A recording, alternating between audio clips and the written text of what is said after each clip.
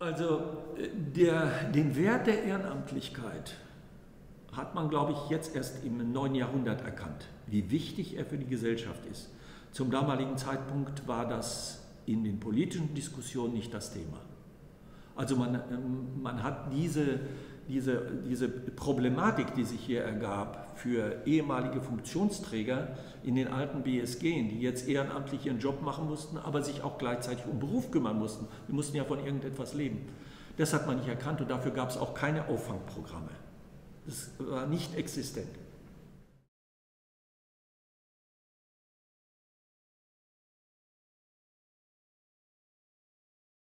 Fangen wir mit Fußball an. Ich habe in der Werner-Seelenbinder-Halle bei einem Fußballturnier Thomas Doll gesehen, was der mit dem Ball gemacht hat. Das konnten nur wenige im Westen. Der Junge war einfach spitze. Was man hier in Berlin bei Hertha BSC damals auch versäumt hat, solche Talente, solche herausragende Fußballer auch für die eigene Mannschaft aufzunehmen. Ich hatte so den Eindruck, dass manche das gesamte DDR-System nicht erfasst haben und immer den Eindruck hatten, hinter jedem Sportler steckt ein IM. Das war Quatsch. Es waren einzelne Trainer, es waren einzelne Sportler, waren berichtspflichtig, aber sie waren keine IMs, die in den Dateien waren. Und damit hat man sich hier in Berlin sehr viele Chancen vergeben. Wo sind die Spieler gelandet? Sie sind in Hamburg gelandet, sie sind in Leverkusen gelandet. Sie sind über die Bundesrepublik Deutschland verteilt worden und sie haben ihre Karriere gemacht. Sie haben teilweise international im Ausland gespielt. Also es gab fußballerische Talente in der DDR, die mindestens das Niveau des westdeutschen Fußballs hatten.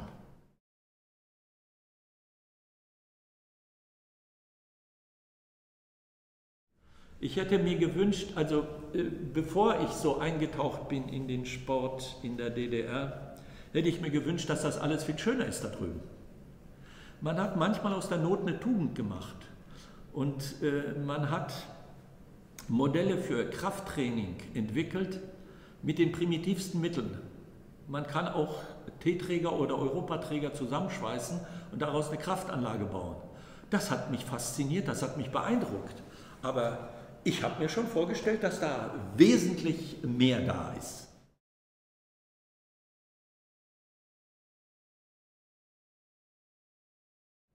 Niederlagen. Ich würde in der Nachwendezeit als eine Niederlage betrachten, dass es uns nicht gelungen ist, im Trainerbereich mehr Trainer anzustellen und das leistungssportliche Niveau höher zu bekommen, als es uns gelungen ist. Das sehe ich als eine Niederlage an. Als Erfolg sehe ich an, sind eigentlich zwei wesentliche Sachen. Die eine, gegen erhebliche Widerstände das Durchsetzen des Programms Kleine kommen ganz groß raus. Das ist das Programm, mit dem Kleinkinder in die Vereine gebracht wurden, das ein wirkliches Erfolgsmodell war. Und im Anschluss daran die Gründung der Kindergartengesellschaft Kinder in Bewegung, KIP, die heute noch existiert, 20 Kindergärten oder Kitas betreut mit rund 2500 Plätzen und die mit Vereinen kooperieren, damit man das Sportangebot, das in der Kita angeboten wird, auch beliebig von den Eltern dann ergänzen lassen kann in den jeweiligen Partnervereinen. Das würde ich so als die beiden größten Erfolge sehen. Sie sehen, sie sind nicht im Leistungssport. Und ein dritter Erfolg würde ich noch hinzufügen, das ist das in der Zwischenzeit bundesweit anerkannte Qualitätssiegel Gesundheitssport, in Berlin erfunden als Gütesiegel Gesundheitssport, nämlich Gesundheitssportangebote in den Vereinen zu offerieren, die von den Krankenkassen dann auch gefördert werden. Das haben wir erreicht und die Ergänzung des Ganzen, die ich damals mit Dr. Wismach noch auf den Weg gebracht habe, war das sogenannte grüne Rezept. Das gibt es heute weit verbreitet. Ich weiß nicht, ob Sie es kennen. Sie bekommen vom Arzt, Sie brauchen das nicht, weil Sie sportlich aktiv sind. Sie bekommen als Patient vom Arzt, wenn er feststellt, dass Ihnen eigentlich nur Bewegung fehlt, ein grünes Rezept verschrieben. Mit diesem grünen Rezept bekommen Sie gleichzeitig eine Broschüre Und in dieser Broschüre steht, wo Sie das entsprechende sportliche Angebot finden, damit Sie Ihren Körper endlich mal auf Vordermann bringen.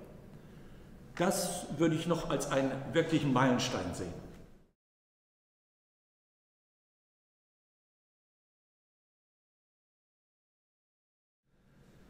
Was würde mich interessieren? Mich würde interessieren, was hätte man zur Wendezeit besser machen können?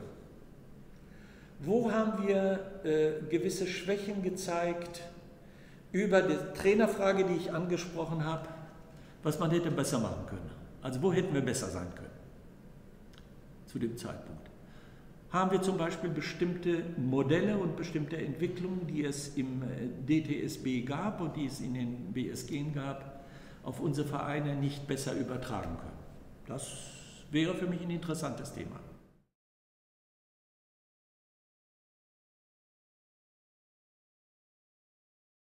Das weiß ich gar nicht mehr. Man war auch so euphorisch, das ist die andere Seite gewesen, man war so euphorisch, weil man gesehen hat, solch ein Ereignis gibt es in der Geschichte nur einmal. Und man ist mittendrin und man kann es mitgestalten. Und da spielt es keine Rolle. Also meine Kinder haben mich lange Zeit nicht gesehen, auch am Wochenende nicht. Mein Büro war hier seit 1985 und das waren viele Sonnabende, viele Sonntage, die ich hier oben gesessen habe und ich Konzepte entwickelt habe für die Arbeitsgruppen. Das war vorrangig. Und ich habe keinen Tag bereut, bei dem ich hier gesessen habe und etwas entwickelt habe, denn am Ende ist was rausgekommen.